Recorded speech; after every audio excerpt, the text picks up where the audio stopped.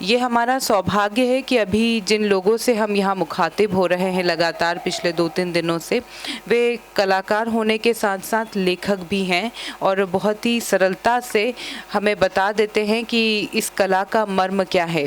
और इनकी शैलियाँ सभी की इतनी ललित हैं कि वो आसानी से आम लोगों को भी समझ में आ जाती हैं। तो आप आर्किटेक्ट हैं और निरंतर कला के प्रति समर्पित हैं, लगातार काम कर रहे हैं और इसके साथ ही आपके कई सारे कहानी संग्रह प्रकाशित हो चुके हैं, जिनमें तमाशबीन, उसी नाव में, बीमार आदमी का इकरारनामा, वापसी के नाखून, सैलानी वहीं रुक जाते, इस मुकाम तक, कलाविथिका, पेड़ खाली है आदि। इसके साथ ही वास्तुकला की पृष्ठभूमि पर भी आपने अपना उपन्यास लिखा है जिसका नाम है अन्वेषी। के बाद खंभों पर टिकी खुशबू, एक स्विच था भोपाल में, पीले रुमालों की रात तथा फांसी बाग उपन्यास भी इनका बहुत चर्चित है। आपको कई राष्ट्रीय स्तर के पुरस्कार मिल चुके हैं। आपने वास्तुकला के क्षेत्र में भी कई सारे पुरस्कार अर्जित किए हैं। वास्तु की आपकी एकल एवं सामूहिक प्रदर्शनी भी लग चुकी है। मैं बड़े सम्मान के साथ आपको मंच पर आमंत्रित करती हूं कि आप अपने विषय को यहाँ रखें। श्री नरेंद्र नागदेव जी। मित्रों, देशज कला और ज्ञान परंपरा, व्यक्तिगत रूप से मैं ये मानता हूँ कि देशज कला ये ज्ञान परंपरा का महज एक रेखांकन भर नहीं है। देशज कला ज्ञान परंपरा का सिर्फ एक चित्रांकन भी नहीं है। मेरा ऐसा मत है कि देशज कला स्वयं ही ज्ञान परंपरा है।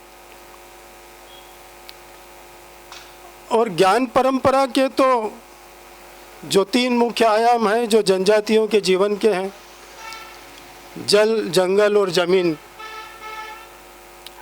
और तीनों ही विषयों के ऊपर जनजातियों ने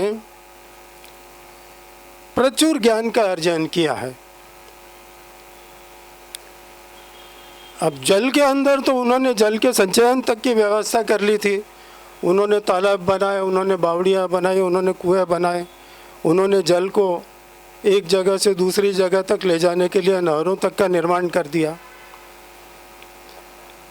उन्होंने मौसम के ऊपर ज्ञान अर्जित किया, उन्होंने बारिश के ऊपर ज्ञान अर्जित किया। और जंगल तो खैर उनके घर ही थे। जंगल के अंदर तो उन्होंने वहाँ के फल फूलों से, फलों से अपने भरण पोषण की व्यवस्था की। इतना ही नहीं बल्कि जंगल की जो जड़ी बूटियाँ थी उनसे तो उन्होंने अपने लिए एक पूरी जो स्वास्थ्य की उपचार की प्रणाली थी वो पूरी प्रणाली उन्होंने उससे विकसित कर ली थी। और फिर जंगल के जो जीव जंतु थे उनके साथ तो उन्होंने आत्मीयता के साथ रहना भी सीख लिया था। और उसके बाद में जो ज़मीन आती है वो तो खैर उनकी थी ही अपनी, जिसके ऊपर उन्होंने ज़िंदगी भर खेती की और उसके ऊपर तमाम तरह के ज्ञानों का अर्जन किया।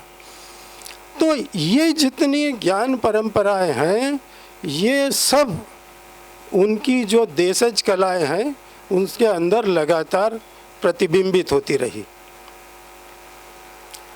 और ये तो ज्ञान के एक तरह से समझ लीजिए कि भौतिक आयाम हुए, पर इसके अलावा भी जो सदियों से एक सामाजिक व्यवस्था में वो रहे, तो उसमें रहते हुए सबने अपनी अपनी संस्कृति का विकास किया।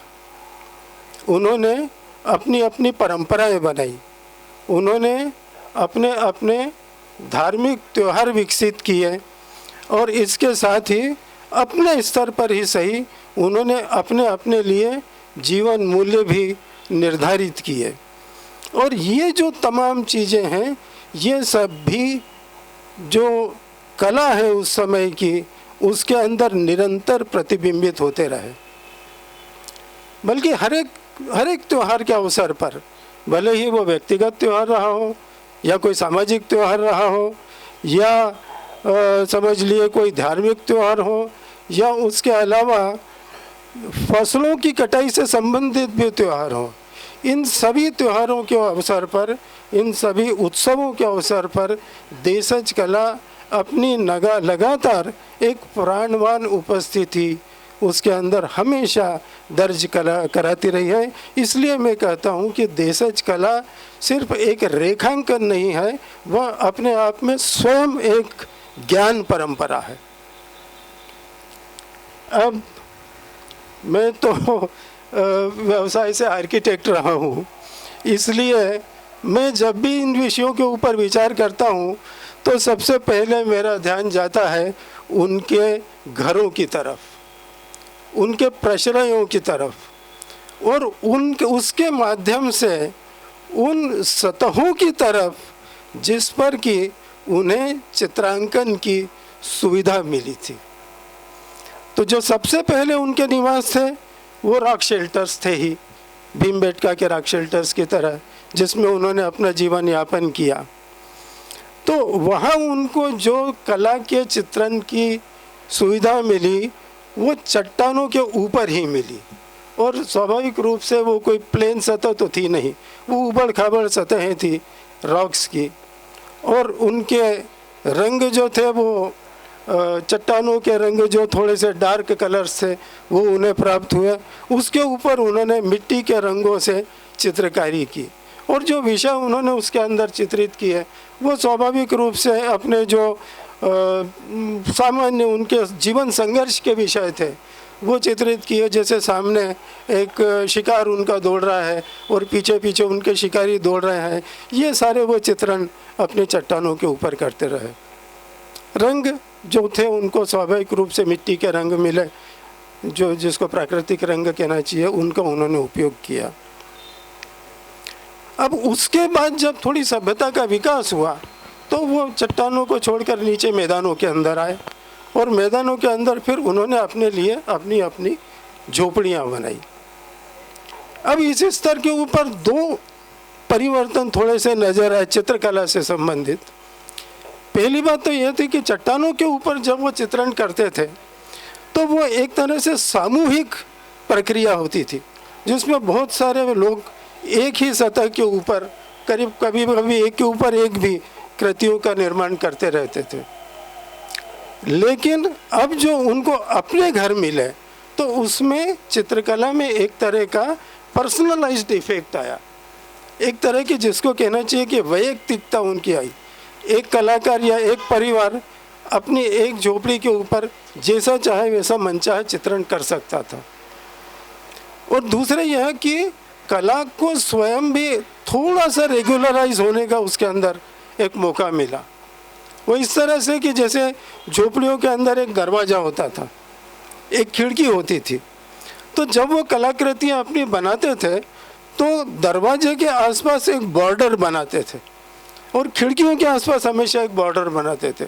उस बॉर्डर के अंदर वो कुछ ज्योमेट्रिकल पैटर्न्स बना देते थे, या फिर जो झोपड़ियाँ थोड़ी सी ऊंचाई के ऊपर बनी उनको प्लिंथ मिलता था, जिसको ओटला कहते हैं हम अपनी भाषा के अंदर, उसके ऊपर भी उन्होंने अपनी तरह से ज्योमेट्रिकल पैटर्न्स की रचना की। और शेष सतह उनको जो मिली वो झोपड़ियों की मिट्टी की दीवारें मिली, और मिट्टी की दीवारें प्लेन दीवारें मिली, उसके ऊपर उन्होंने गोबर से लिपाई की, और फिर उन्होंने उसके ऊपर अपनी जो चित्रकला है उसको फिर दिल खोलकर चित्रित किया। उसके ऊपर उन्होंने पेड़ बनाए, उसके ऊपर उन्होंने फूल पत्तियाँ बनाई, पशु पक्षी बनाए, देवी देवता बनाए, और इससे भी आगे चलकर राजा रानी बनाए, दूल्हा दुल्हन, और बल्कि उनकी जो लोक कथाएं होती थी उनके नायकों का चित्रण भी उन्होंने उसके अंदर किया।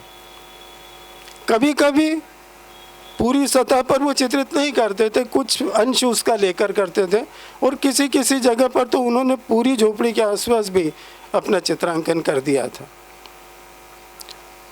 अब रंग उनके पास नहीं थे तो उन्होंने फिर से प्राकृतिक चीज़ों से रंग बनाए। उन्होंने कोयले से रंग बनाए, मिट्टी से बनाए, चावल से बनाए, हल्दी से बनाए, पत्तियां मिली तो पत्तियों से रंग बनाए, जो फूल उसके काबिल थे फूलों को उन्होंने रंग बनाने के लिए इस्तेमाल किया। ब्रश उनके पास नहीं होते थे तो उन्होंने बांस की टहनियों की मदद ली, कभी कभी उंगलियों से ही बना दिया या कुछ कपड़ों को समेट कर उनको रंग भरा उसके अंदर।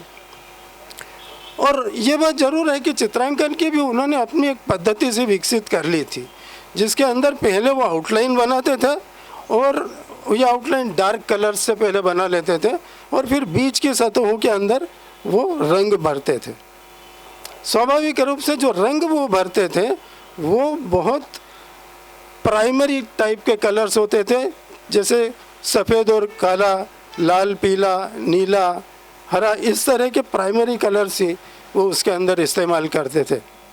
और बाद में उनको फिनिशिंग टचेस लगाने के लिए थोड़े उसके ऊपर कुछ टिपकियाँ लगाकर और वो रंगों को, वो अपने चित्रों को कंप्लीट कर दिया करते थे। तो यह तो हुई लगभग एक बाहरी चित्रकला की अवस्था।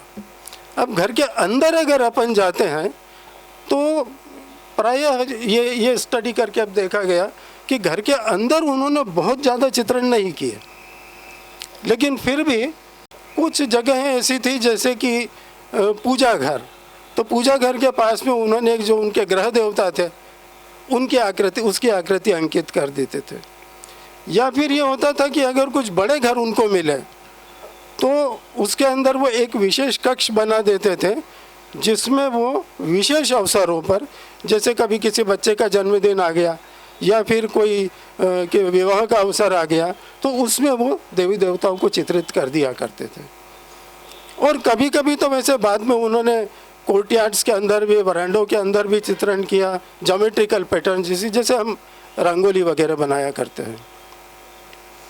जो मुख्य बात इसमें मैं आपको ये कहना चाहता था वो ये कि ये जो चित्रण उन्होंने किया देवी देवताओं का, ये जो भी, जैसे कि उन्होंने ग्रह देवता का चित्रण उसके अंदर किया, तो ये सिर्फ एक डेकोरेशन मात्र के लिए चित्रण नहीं किया गया था। ये करने के पीछे उनकी यह आस्था थी कि यह जो चित्र है इस विशेष देवता का, ये उनके पूरे परिवार की रक्षा करेगा।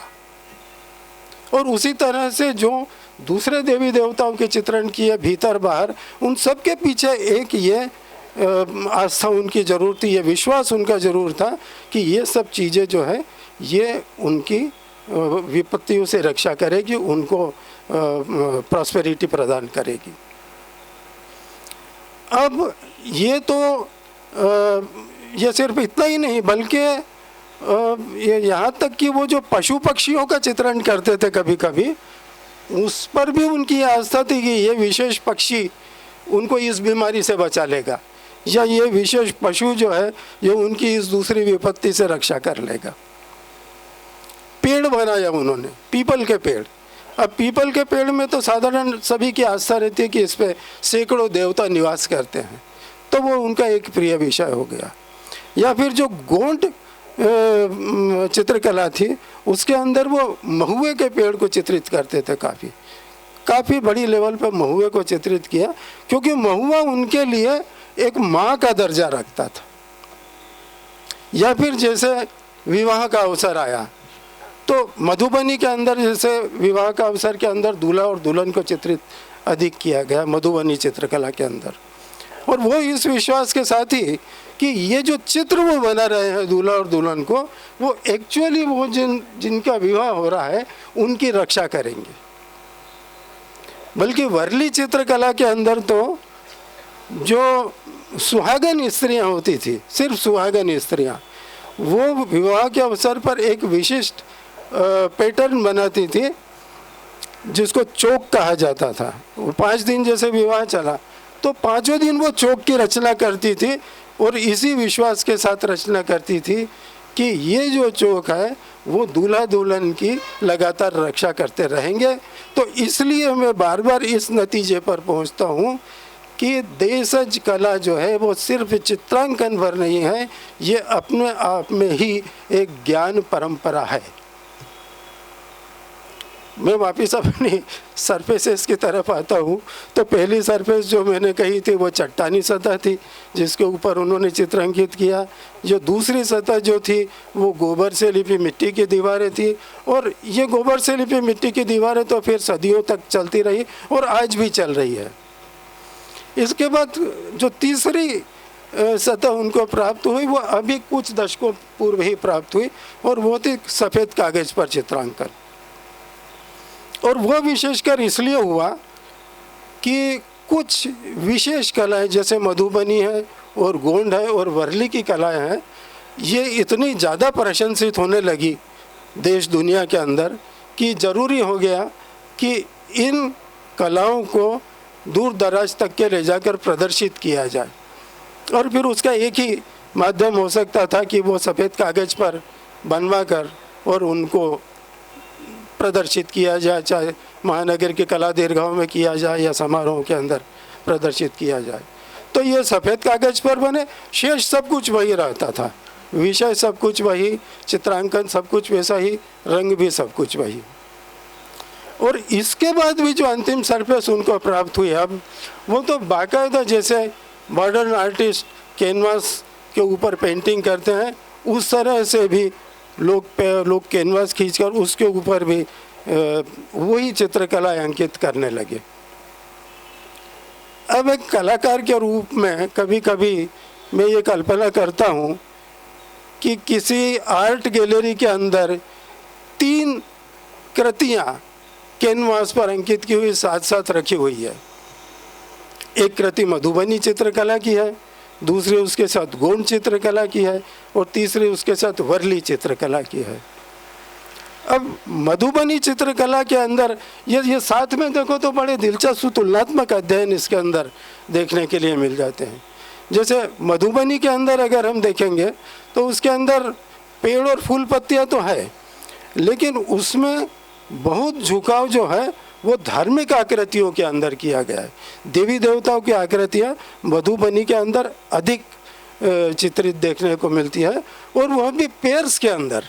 जैसे राम और सीता, राम बनाएंगे तो अकेले राम नहीं बनाएंगे, राम और सीता बनाएंगे, शिव और पार्वती बनाएंगे, कृष्ण और राधा बनाएंगे। ये पेयर्स उस चित्रकला के अंदर बहुत दिखते हैं। या इसके आगे जाएंगे तो राजा और रानी साथ बनाएंगे, दूल्हा दुल्हन बनाएंगे।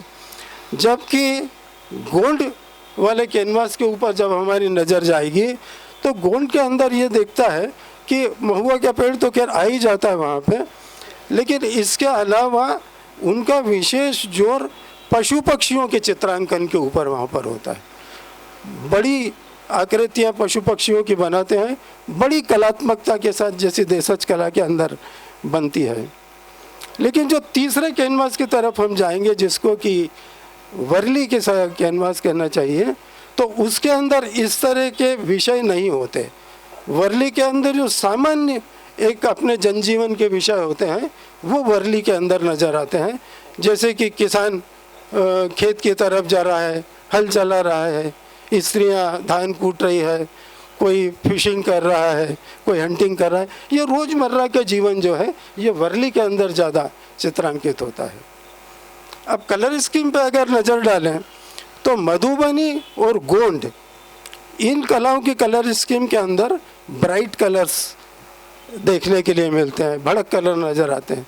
जबकि वर्ली के कैनवास पर आप देखेंगे कि डल कलर रहते हैं। वो सिर्फ एक ब्राउन कलर से उसकी बेस बना देते थे और फिर सफ़ेद रंग से उसके ऊपर आकृतियाँ बना देते थे। और आकृतियों को भी अगर आप देखेंगे तो जो मधुबनी और गोंड की आकृतियाँ हैं वह तो सामान्य, जैसे कि हम और आप जैसे किसी व्यक्ति की आकृति चित्रित करते हैं वैसी पूरी आकृतियाँ होती थी। जबकि वर्ली की आकृतियाँ जो रहती थी वो सिर्फ सिंबॉलिक आकृतियाँ बनती थी। उसके अंदर वो सिर्फ 2 ट्रायंगल उल्टे बना दिया और ऊपर एक सर्कल लगा दिया, वो उनके लिए एक ह्यूमन फिगर बन जाता था। तो अब बहुत बड़ा देश है, बहुत सारी जनजातियाँ हैं, बहुत सारी कलाएँ हैं, प्रचुर मात्रा के अंदर उन्होंने ज्ञान अर्जित किया। प्रचुर मात्रा के अंदर हर ज्ञान को कला के अंदर समर्पित करते रहे, कला के अंदर चित्रित करते रहे। और जैसा कि मैंने कहा कि कला स्वयं हर जगह पर अपनी एक सम्माननीय उपस्थिति हर जगह वो दर्ज कराती रही। अब चिंता का विषय सिर्फ ये रह जाता है कि आज की दुनिया में जबकि शहरीकरण और बाजारीकरण का अंधड़ इतनी तेज़ी से बह निकला हो, तब इतना ये जो ज्ञान का और इनकी देशज कलाओं का इतना प्रचुर खजाना उपलब्ध है, हमें इस खजाने की एक तो रक्षा कैसे की जाए और इनको आगे अब और बढ़ाने के लिए क्या समुचित कदम उठाए जाए। फिलहाल बंधुओं, चिंता का सिर्फ यही विषय है। बहुत धन्यवाद। सोशियोलॉजी में जैसे है कि पहले ग्रामीण सभ्यता आई, फिर नागरिक सभ्यता आई, ऐसे ही कला में भी है, पहले देशज कलाएं आई, उसके बाद उसको जो शास्त्र के रूप में स्थापित करने वाली चीज़ें हैं वो आई। तो सर ने उसका ग्रामीण पक्ष हमें बहुत अच्छे से बताया। बहुत धन्यवाद सर आपका। हम बड़े सम्मान के साथ आचार्य नर्मदा प्रसाद उपाध्याय जी को यहाँ आमंत्रित करते हैं। उसके पहले मैं उनके विषय में थोड़ा सा आपको कुछ बता दूँ। आप जैसे ललित दिखते हैं वैसे ही ललित भाषा में अपनी बात को रखते हैं। आपके कई सारे ललित निबंध संग्रह आए हैं। अभी हाल ही में आपका ये भारतीय कला के अंतर संबंध पर ललित निबंध का एक पुस्तक आई है जो मुझे भी प्राप्त हुई है। और मैं कला की उस तरह से विद्यार्थी नहीं हूँ, विशेष तौर पे चित्रकला की, लेकिन हम लोगों के लिए भी ये पढ़ना बहुत अच्छा होता है। मैं इसीलिए उन्हें आचार्य कहती हूँ कि वो बहुत आसानी से, बहुत सहजता से हमें चित्रकला को समझा देते हैं। ये मेरे लिए बड़े सौभाग्य का विषय है कि मुझे उनको सुनने का बार बार अवसर मिलता रहता है। आपने प्रशासनिक सेवा में रहते हुए कला और संस्कृति के क्षेत्र में बहुत काम किया है। आप अंतर्राष्ट्रीय स्तर पर अपना नाम स्थापित कर चुके हैं।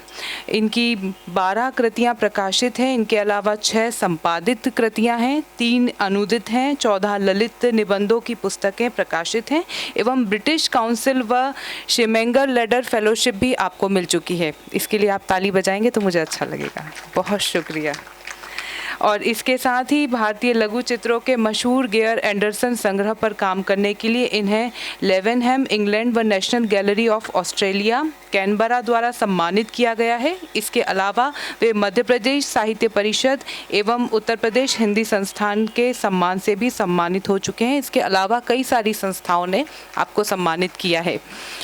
नर्मदा प्रसाद उपाध्याय जी जिस स्थिति में हैं उसमें मुझे ऐसा लगता है कि इनको सम्मान देकर संस्था स्वयं सम्मानित होती है।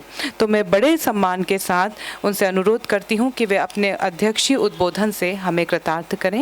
नर्मदा प्रसाद उपाध्याय जी। सबसे पहले तो मैं बिटिया पाखुरी को इस बात के लिए बहुत धन्यवाद देता हूं कि उसने मेरे जैसे वय वाले व्यक्ति को अभी भी लालित्यपूर्ण व्यक्तित्व के रूप में संबोधित किया। आज के इस कलात्मक आयोजन के लिए सबसे पहले तो मैं विश्वरंग और उसके संयोजक श्री संतोष चौबे जी को और विशेष रूप से हमारे बीच उपस्थित श्री अशोक भौमिक जी को, जिन्होंने अपना पूरा जीवन ही भारतीय कला को और हमारी कला परंपराओं को समझने के लिए, उनकी व्याख्या करने के लिए दिया। कला और साहित्य के अंतर संबंधों को लेकर के उन्होंने चर्चा की। साथ ही साथ साहित्य में उन्होंने कहानियाँ लिखी और एक कला इतिहासकार और कलाविद के रूप में अंतर्राष्ट्रीय स्तर पर उनकी पहचान है। हम सब लोगों के बीच वे उपस्थित हैं। यह हम सब के लिए बड़े हर्ष और गौरव का विषय है। यहाँ श्रद्धेय मेरे दादा निर्गुणे जी उपस्थित हैं। मैं उनका हृदय से नमन करता हूँ। जनजातीय जिस परिप्रेक्ष्य को अभी नागदेव जी ने स्पष्ट किया, उन्होंने अपना जीवन उसी को दिया है। जिस जनजातीय कला को और जिस टोटमवाद को लेकर के अभी बात की गई और देशज कलाओं के संदर्भ में, और ये पाखुरी ने भी जो इंगित किया कि हमारे ग्रामीण परिप्रेक्ष्य को की कलाओं को लेकर के बात की गई। हमारे बीच कला समय के संपादक श्री श्रीवास जी, इंदौर से आए हुए नवीन जी वाजपेयी जी, मेरे मित्र अग्रज तुल्य सदाशिव कौशिक जी मौजूद हैं, और प्रभु त्रिवेदी जी हैं उधर। मैं उनको, मेरे अनुजवत मलय जी को देख रहा हूँ, जो बड़े दृष्टि संपन्न व्यंग्यकार भी हैं, और भी ये जिस सब कला प्रेमी हैं उन सबको मैं हृदय से नमन करता हूँ, उनका अभिनंदन करता हूँ। अभी हमने नागदेव जी के वक्तव्य को सुना, जो मुख्य रूप से उन्होंने बड़े विस्तार से, बड़ी स्पष्टता के साथ हमें समझाया कि हमारी जनजातीय कलाओं का विकास किस तरह से हुआ है, और भीमबेटका की कला परंपरा ने किस तरह से जो है वो अपना विकास पाया है, भित्तियों का किस स्तर पे हमारे यहाँ वर्गीकरण भी हुआ है, और उनके ऊपर चित्रांकन की परंपरा भी क्या रही है। निस्संदेह आज का जो विषय है देशज कलाएं और हमारी ज्ञान परंपरा को लेकर, उसके संदर्भ में उनका यह समृद्ध वक्तव्य निश्चित ही बहुत महत्वपूर्ण है, और इसने हमें समृद्ध किया। मैं हृदय से उनका अभिनंदन करता हूँ। मेरे विनम्र मत में भाषा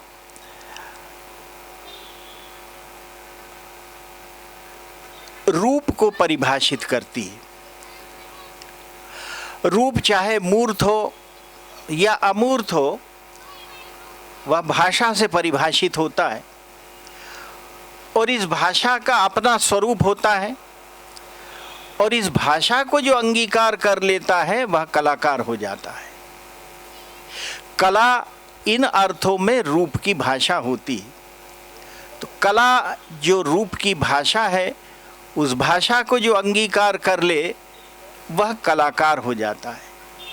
और जहाँ तक हमारी ज्ञान परंपराओं का संबंध है, ये ज्ञान परंपराएं बड़ी अविराम हैं, अविरल हैं, सतत प्रवाही हैं, कभी अवरुद्ध नहीं होती। गंगा और यमुना बड़े संकीर्ण गोमुखों से प्रवाहित होने वाली हमारी पवित्र नदियां हैं, लेकिन वे निरंतर प्रवाहमान रहती हैं। उनका प्रवाह का निरंतर कभी भंग नहीं होता, और अविराम गति से वे युगों के पथों पर चलती हुई हमें दिखाई प्रत्येक युग में देती हैं। और सरस्वती तो अंतःसलिला है, अंदर ही अंदर बहती है, उसको हम देख नहीं सकते। लेकिन जब ये समवेत होती है प्रयागराज में, तो हमें एक विराट संगम के, एक वैराट्य के दर्शन होते हैं, एक विशालता के दर्शन होते हैं। हमारी कला परंपराएं और ज्ञान परंपराएं इन्हीं नदियों की तरह हैं, जो कभी सृष्टि के आरंभ में, उसके उदय काल में बड़े संकीर्ण स्रोतों से प्रवाहित हुई होंगी, और निरंतर युग के पथों पर अपने आप को समृद्ध करते हुए इस संगम में विलीन हो गई होंगी। यह संगम जो है, यह वास्तव में सरिता नहीं है, यह संगम जो है यह सागर नहीं है, यह संगम जो है यह कहीं हमारे ज्ञान का और कला का समवेत स्वरूप है। अब आप ये देखिए, जैसा मैं सहमत हूँ आपने जो बताया कि हमारी कला परंपरा और ज्ञान परंपरा जो है, आप देख लीजिए, हमारी ज्ञान परंपरा हो, कला परंपरा हो, दर्शन परंपरा हो, लोक परंपरा हो, और हमारे साहित्य के अनुशासनों से जुड़ी हुई, कला के अनुशासनों से जुड़ी हुई जितनी भी परंपराएं हों, उनके स्वरूप हों, ये सारे के सारे स्वरूप, इनकी दृष्टि एक है, इनमें कहीं भिन्नता नहीं है। पेड़ को ले लीजिए आप, पेड़ का वृंत आपको अलग दिखाई देगा, पुष्प का रंग आपको अलग दिखाई देगा, तना अलग दिखाई देगा, पत्ते अलग दिखाई देंगे, शाखा अलग दिखाई देगी, लेकिन जो मूल है, जो जड़ है, उसमें कहीं अंतर दिखाई नहीं देगा। वह जड़ एक ही है, संवेदना एक ही होती है, उसके स्वरूप भिन्न होते हैं। वो कहीं चित्र बन जाता है, कहीं शिल्प बन जाता है, कहीं स्थापत्य बन जाता है, कहीं कविता बन जाती है। तो ये संवेदना एक होती है, उसके स्वरूप भिन्न होते हैं। स्रोत एक होता है, स्रोतस्विनी की दिशाएं अलग अलग हो जाती हैं, अलग अलग दिशाओं के अंदर स्रोतस्विनी बहती हैं, लेकिन फिर संवेत होती हैं संगम में, संवेत होती हैं प्रयागराज में, प्रवाहमान होती हैं हरिद्वार में। आप उन्हें कहीं कालिंदी कह लीजिए, कहीं मेघना कह लीजिए, कहीं गंगा कह लीजिए, कहीं जाह्नवी कह लीजिए, उससे कहीं उसके पर जल का स्वरूप थोड़ी परिवर्तित होगा। इनका स्वभाव एक है। हमारी ज्ञान परंपराओं का और कला परंपराओं का स्वभाव एक है। बहुत विस्तार से इसके संबंध में बात की जा सकती है, और मैं पिछले 2-3 दिनों से भौमिक जी से तो खैर निरंतर ही संवादरत रहा हूँ।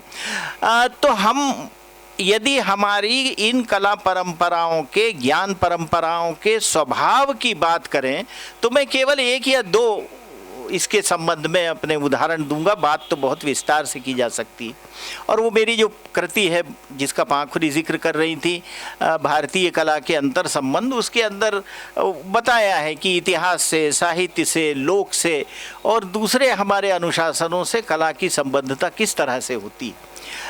हमारी कला परंपरा का भारतीयता के परिप्रेक्ष्य में और ज्ञान परंपरा का स्वभाव जो है वो एक जैसा स्वभाव है, और वह स्वभाव है, पहली बात है उसकी समग्रता। हमने अभी बहुत सारी ज्ञान परंपराओं के संबंध में निरंतर 3 दिनों से विमर्श हो रहा है, सुन रहे हैं। अयम निजः परो वेति गणना लघुचेत साम उदार चरिता नाम च वसुधैव कुटुंबकम। ये हमारा चरित्र है, ये हमारा स्वभाव है, उदारता और पूरे विश्व को एक कुटुंब के रूप में मानने की आकांक्षा जो है, ये भारतीय कला की भी है, भारतीय लोक दृष्टि की भी है, भारतीय हमारे दर्शन की दृष्टि की भी है, और हमारी देशज जो कला परंपराएं हैं उनकी भी यही दृष्टि। तो ये जो है समग्रता का जो भाव है, ये सबको एक साथ ले चलने का जो भाव है, ये भाव जो है ये कला का भाव है, ये हमारी देशज कला का भाव। अब देशज कला क्या है? देशज कला जो है वो आंतरिक भी होती है, बाह्य भी होती है, लेकिन जो बाहरी कला है उस बाहरी कला के अंदर एक वह भाव नहीं होता जो देशज कला का है। देशज कला का भाव हमारे यहाँ समग्रता का है, और दूसरा जो भाव है वह निजता के विसर्जन का। आपकी निजता जो है वो कला में हमारे यहाँ नहीं रहती। मैं आलोचना की दृष्टि से नहीं कह रहा हूँ, निश्चित ही समांतर रूप से परंपराएं हैं। आप यूरोप की परंपरा ले लीजिए, वहाँ की जगह निजस्व के ऊपर जोर है। बाद में भारतीय कला में एक्विस्ट्रियन पोर्ट्रेट्स के अंदर वो बात आई, तो वो बात जो है वहाँ निजस्व के ऊपर जोर है। हरक्यूलिस की जो आप देखेंगे, चित्र देख लेंगे, हरक्यूलिस की मूर्ति देख लेंगे, जितनी ग्रीक मूर्तियाँ देखेंगे उसमें आपको देखेंगे कि कितनी मांसलता है, उसका चेहरा कितना तेजस्वी बनाया हुआ है, उसकी देह जो है वो कितनी बलिष्ठ बनाई गई है। एक एक मांसपेशी को आप देख सकते हैं, एक एक नस को आप देख सकते हैं, और उसके पूरे व्यक्तित्व को जो है, उसकी दिव्यता को और उसकी भव्यता को उभारने के ऊपर जोर है यूरोपीय कला में। भारतीय कला में जो हमारी देशज परंपरा की कला है उसमें हमारे वांग्मय से जो बात चली आई है वो कहीं है नहीं। हमारे यहाँ तो वैदिक ऋषि कहता है, यो वो व्रताभ्यो अकृणोद लोकम। ये जो लोक है ये हमारे यहाँ का लोक ऐसा है जिसने परिधि से मुक्त होने की आकांक्षा है, जिसने आपसे कहा कि इस व्रत को तोड़ दो, जिसने आपसे कहा कि आप इस व्रत से निकल करके लोक में समाविष्ट हो जाओ। यह अलग बात है कि उससे अलग हट के हमने अपने आभिजात्य स्वरूपों को गढ़ लिया और विशेष रूप से किसी भी प्रकार की परिभाषाओं को गढ़ के और हम उसको संकीर्णता में बांधने लगे। लेकिन हमारे ऋषि की वाणी ये नहीं है, और ये हमारी कला का स्वर नहीं है, ये हमारे लोक का स्वर नहीं है। यो वो व्रताभ्यो वक्रणोद लोकम। लोक दृष्टि जो है वो, और जो कला दृष्टि है हमारी देशज कला की, जो उसका स्वभाव है वो ये है कि तोड़ दो, आप बंधनों को तोड़ दो, आप परिधि से अपने आप को मुक्त कर लो। आप व्रत में क्यों बंधते हो? वो उसका आशय जो है वो यज्ञशाला के आलोकित स्थान का है, और यज्ञशाला का जो आलोकित स्थान है वह तो प्रकाशमय है, उस पर कोई बंधन नहीं है, वो निर्बंध का बंधन है। तो ये अद्भुत बात जो है हमारे यहाँ की कला परंपरा में जो चली आई है वो समग्रता की है। वो निजस्व के तिरोहण की है, उसमें निजता को दूर करने की है, उससे मुक्त होने की। अभी आदरणीय भौमिक जी से मेरी बात हो रही थी, उन्होंने बहुत एक महत्वपूर्ण बात कही थी और उन्होंने ये कहा कि भाई हमको इस बात के ऊपर विचार करना चाहिए कि हमारे यहाँ की जो परंपरा, जो हमारे यहाँ का जो देशज परंपरा है, जिसको हम कला परंपरा कह रहे हैं, इस कला परंपरा के अंदर सामंती तत्व कौन से हैं, ऐसा अभिजात्य क्या है जिसको हम चिन्हित करें। हमारी कला को इस अभिजात्य ने बहुत प्रभावित किया है, हमारे कलाकारों की स्वतंत्रता छीनी है। निश्चय ही मध्यकाल के अंदर आप देखेंगे कि जो कुछ भी चित्र बने हैं उनमें हमारे लोक का चित्रण उतना नहीं है, लेकिन लोक का चित्रण फिर भी है। और वो यदि चित्रण है तो वो उसका कारण कलाकार के अपने अंदर की आकांक्षा है। दसवंत है, बसावन है, मुकुंद है, ये उस समय के मुग़ल कालीन चित्रकार थे। कोई कहार था तो कोई शिल्पी था तो कोई मछली पकड़ने वाला था, तो ये छोटे छोटे निर्धन वर्ग के समाज के लोग आए थे, कौशल था उनके पास, तो उन्होंने जो है वो उसको कला को जो है वो जब आया, उन्होंने बादशाह के कहने पर जो कुछ भी चित्रित किया उसमें कहीं ना कहीं अपने लोक को भी उन्होंने शामिल कर लिया। आबू के मंदिरों को आप देखिए, वहाँ भामाशाह ने मंदिर बनवाए, लेकिन वहाँ के कलाकारों ने अपने आस्था भाव को प्रतिष्ठित करने के लिए अपने स्वयं के श्रम से एक मंदिर बना दिया। ये बात जो है ये हमारे यहाँ की कला के अंदर दिखाई देगी। और ये बात जो भौमिक जी ने कही, तो मैंने जब विचार किया तो देखा कि जहांगीर के समय में क्या चित्रित हुआ है, कौन सी devices, what were the devices which were delineated during the times of Jahangir. तो अशोक कुमार दास ने गिनाए हैं वो उपादान की कौन कौन से उपादान जो है वो जहांगीर के समय में चित्रित किए गए। उसके समय में चित्रित हुए चित्रकार, लिपिकार, कवि, कारीगर, जादूगर, माली, कागज़ बनाने वाले, वेशभूषा बनाने वाले, ईसाई साधक, यूरोपीय सिपाही, फारसी सिमरग और चीनी ड्रैगन, ये लोक के उपादान नहीं है। और ये चीनी ड्रैगन तो हमको सतखंडा महल जो दतिया में है वीर सिंह जी देव का, उसमें दिखाई देता है, क्योंकि वीर सिंह जी देव और जहांगीर जो थे ये पक्के मित्र थे। जहांगीर के कहने से वीर सिंह जी देव ने अबुल फजल को कत्ल किया था और उसका सिर भेजा था इलाहाबाद, तो वो तो जहांगीर ने ओरछा की यात्रा की थी, तो वो चित्र बना हुआ है चीनी ड्रैगन आपको सतखंडा महल की भित्ति पर दिखाई देगा। ये उसके उपादान थे, ये लोक के उपादान नहीं है। लेकिन आप अजंता को देखिए, अजंता के चित्र जो हैं, जो भित्ति चित्र हैं, वो बनाए हैं उन चितेरों ने जो चित्र जो भिक्षुक थे, बौद्ध भिक्षुक थे। और ताज्जुब होता है कि ऐसे निरासक्त भिक्षुओं ने आसक्ति के इतने महत्वपूर्ण अंकन कैसे कर दिए, ऐसे विरागियों ने अनुराग को कैसे भित्तियों पर रच दिया। देखिए उन्होंने क्या रचा वहाँ भित्तियों पर, भिक्षुक, ब्राह्मण, सैनिक, कंचुक, राज परिवार, निरीह सेवक, निर्दय वधिक, शांत तपस्वी, साधु के वेश में धूर्त, कुलांगना, परिचारिकाएं।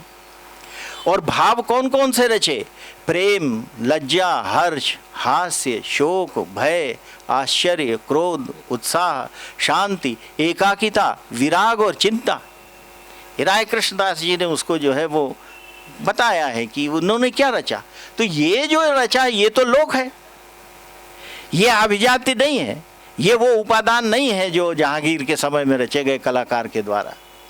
ये बात जो है ये बहुत महत्वपूर्ण है हमारी देशज कलाओं के संबंध में देखने की, कि हमारे यहाँ हमारे समय के दबाव के कारण, हमारे समय की प्रवृत्तियों के कारण कलाकार ने क्या रच दिया। तो ये जो है ये भारतीय परिप्रेक्ष्य में यदि हम देखें, मैं राष्ट्रीय परिप्रेक्ष्य की नहीं बात कर रहा हूँ, मैं भारतीय परिप्रेक्ष्य की बात कर रहा हूँ कि भारतीयता के परिप्रेक्ष्य में यदि आप देखें तो वो जो अवधारणा है निजस्व की वो हमारे यहाँ नहीं है। हमारे यहाँ एक शब्द है व्यक्ति चित्र, तो व्यक्ति चित्र तो हिंदी में कोई शब्द नहीं है, व्यक्ति और चित्र इन दो शब्दों को मिलके जो चित्र बनता है वो व्यक्ति चित्र है। लेकिन अंग्रेजी में है पोर्ट्रेट, वो पोर्ट्रेट जो है उसके अंदर निजस्व है, जिसमें भव्यता है। और हमारे यहाँ का व्यक्ति चित्र क्या है? हमारे यहाँ का व्यक्ति चित्र जो है उसमें तो पूरा वातावरण, जब तक पूरा परिप्रेक्ष्य जब तक सामने ना आए तब तक वो व्यक्ति चित्र हमारे सामने आता ही नहीं है। राम के हाथ में जब तक धनुष ना हो तब तक राम की पहचान नहीं बनती। कृष्ण के मुकुट पे जब तक मोर मुकुट ना हो तब तक कृष्ण नहीं पहचाने जाते। और बुद्ध के मस्तक के पीछे जब तक वलय ना हो तब तक बुद्ध की पहचान नहीं बनती। पूरा परिप्रेक्ष्य हमारे सामने आना चाहिए। और उसका एक आदर्श उदाहरण कालिदास है। आप कालिदास को ज़रूर पढ़िए। यहाँ जो बच्चे बैठे हैं, मैं कहूँगा कालिदास के अभिज्ञान शाकुंतल को और मेघदूतम को आप ज़रूर पढ़िए। उसमें आपको चित्रकला का भारतीय परिप्रेक्ष्य स्पष्ट होता हुआ दिखाई देगा। बहुत लंबी बात हो सकती है, लेकिन मैं एक श्लोक उसका सुनाता हूँ। आप देखिए, दुष्यंत बना रहा है चित्र शकुंतला का। कैसा बना रहा है? कार्या सैकतलीन हंस मिथुना श्रोतो वहा मालिनी पादास्ताभिमतो निषण्य हरिणा गौरी गुरो पावना शाखा लंबित बलकलस्य चतुरोर निर्मातुमिच्छा निधा श्रृंगे कृष्ण मृगस्य वामनयनम कंडूयमानाम मृगी। क्या बोलता है? वो बोलता है दुष्यंत कि मैं ऐसा शकुंतला का चित्र अकेले में नहीं बनाना चाहता कि मैं शकुंतला का चित्र बना दूं। कार्या सैकतलीन हंस मिथुना श्रोतो वहा मालिनी, मालिनी नदी का तट होना चाहिए, बलुआ तट, और उसके ऊपर विचरते हुए हंसों का जोड़ा होना चाहिए। वो मैं उसमें चित्र में लाना चाहता हूँ। और ऐसा चित्र बनाना चाहता हूँ जिस तट के ऊपर हरिण बैठे हुए हों। और फिर ऐसा भी उस चित्र के अंदर मैं ऐसा वृक्ष भी बनाना चाहता हूँ जिस पर सन्यासियों के वल्कल वस्त्र टंगे हुए हों। और मैं एक ऐसी हरिण और हरिणी को भी बनाना चाहता हूँ जिसमें हरिणी अपनी आँख को दाएं सींग से हरिण के खुजला रही हो। इतनी सबसे कोमल अंश आँख अंग उसकी आँख होती है हरिणी की, और सबसे कठोर अंग होता है हरिण का सींग। लेकिन उसका आत्मविश्वास देखिए, वो कहता है कि मैं चित्र जो है वो ऐसा ही बनाना चाहता हूँ जिसमें हरिणी जो है वो अपनी आँख हरिण के सींग से जो है वो खुजला रही हो। उसमें व्यंग भी है, हालांकि मतलब जो वाग्यकार हैं वो उसका एक दूसरा पक्ष बताते हैं, वो हालांकि प्रासंगिक तो नहीं है, लेकिन मैं बताऊं, उसमें कहते हैं कि ये दुष्यंत की अपनी पीड़ा है, दुष्यंत का अपना पश्चाताप है कि शकुंतला ने मुझ पर इतना विश्वास किया जितना हरिणी कर रही है, लेकिन मैं हरिण जैसा विश्वास नहीं निभा पाया। कालिदास जो है उसमें ये व्यंग भी बताते हैं। तो ये जो है हमारे यहाँ निजस्व की अवधारणा का तिरोहण जो है, जो भारतीय देशज कला में हुआ है, ये इसका स्वभाव है। और कला क्या है हमारे बारे में? देशज कला जो है वो आंतरिक है, बाह्य कला नहीं है। बाहर से आयातित जो कला है उसके स्वभाव में ये सब बातें नहीं आएंगी जिनका मैं आपसे संदर्भ दे रहा हूँ, जिनका मैं आपसे जिक्र कर रहा हूँ। लेकिन आप ये देखिए कि हमारे यहाँ की देशज कलाओं के बारे में हमारे ललित निबंधकारों ने बहुत काम किया है। बल्कि मैं तो ये कहता हूँ कि हमारे यहाँ जो ललित निबंधकार हुए उन्होंने उनके लेखन का उत्स ही जो है वो कला है। चाहे कुबेरनाथ राय हों, विद्यानिवास मिश्र हों, या आपके आचार्य हजारी प्रसाद द्विवेदी। आचार्य हजारी प्रसाद द्विवेदी ने हमारी देशज कलाओं के भारतीय कला के मनोविनोद करके एक पुस्तक लिखी है। उसमें हमारे यहाँ के कलाओं, देशज कलाओं को गिनाया है। हमारी देशज कला कितनी है? कामसूत्र की वो हैं 64 कलाएं हैं। जैनियों की कला गिनाई है, जो पुरुषार्थ से परिपूर्ण कलाएं हैं, उनकी संख्या उन्होंने 72 गिनाई है। कायस्थों की संख्या जो है वो गिनाई है, वो 16 है। सुनारों के द्वारा जो कला होती है वो कितनी होती है उसको गिनाया है, वो 12 कलाएं होती। और 1911 में ए वेंकट सुब्बैया नाम के एक विद्वान हैं जिन्होंने भारतीय देशज कलाओं के ऊपर काम किया था।